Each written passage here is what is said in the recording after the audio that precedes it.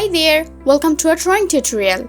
Today we will see how to draw a computer mouse. So here you can see that I'm using my black marker to draw the computer mouse.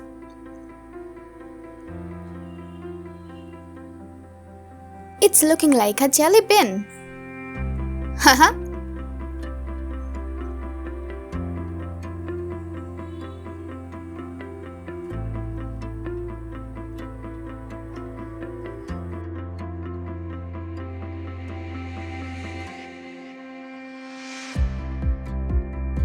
Now I'm drawing its wire.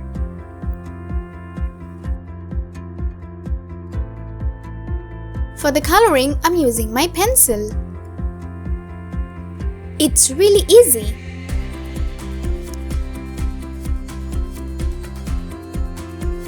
My drawing is done.